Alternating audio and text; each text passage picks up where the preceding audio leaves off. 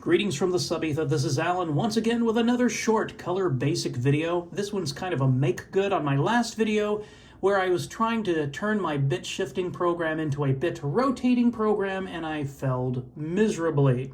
So I figured it out and I thought I'd share it with you. I made a very simple bit rotating program. You give it a bit value and it'll rotate it 8 times. So it should end up exactly where it started.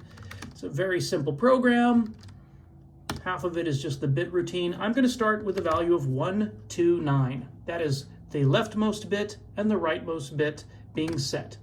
And I'm going to shift it to the right. You're going to see that we start off with a bit at the end. When we rotate them this way, this bit shifts over here. Now they're side by side. We rotate, rotate, rotate, rotate until we're back at the beginning. I do 129 and shift to the left. We get the opposite. So if I took the bit pattern of 7, which is bits 1, 2, 4, those 3 bits, the 3 rightmost bits, and if I want to go to the left, we get that. And if I want to take 7 and rotate to the right, we get that. So I figured it out, and I realized now what I was doing this for, it was not for the color computer. I was working on my Commodore VIC-20 code from 1982, and I was writing up a tutorial for sub-ether software about how you could take a programmable character and then render different versions of it, pixel at a time different, so you could kind of simulate smooth scrolling, because the VIC-20 didn't have a graphics mode. You could just reprogram characters on the screen. So you could do things like that to create a simulated smooth move of a graphics character. So that's where I first did shifting. But I didn't do rotating because I didn't have any reason to.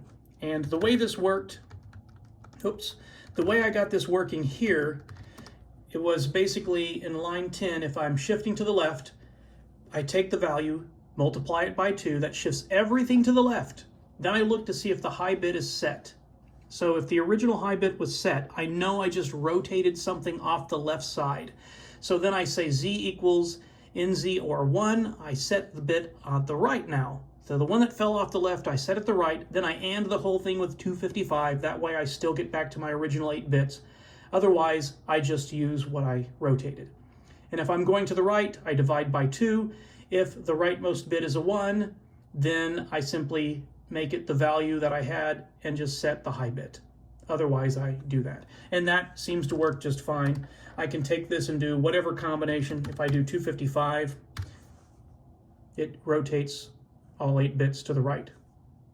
And if I, if I take the value of 0, go to the right, I am joking, of course, but I can do something like, let's take a value of 7, 9, whatever that bit pattern is.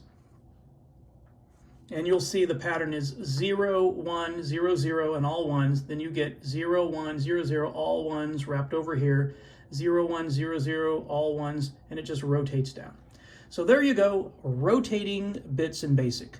You simply multiply by 2 or divide by 2, and then you do a little bit of logic. Here, the ones at the end is my bit shifting. You simply do a little bit of logic. This is my rotating. I just did it 8 times. You multiply, check for the high bit, mask that high bit off by doing an AND 255 because it rotated off the end, set the low bit, and if you're going right, divide by 2. If you did have a right bit, you simply set it at the high bit, and it's pretty simple. Again, I'm sure there's probably a simpler, faster, better way to do this, but I'll let you do that, and you can get back to me with a superior method of rotating bits in BASIC. Until next time, don't panic.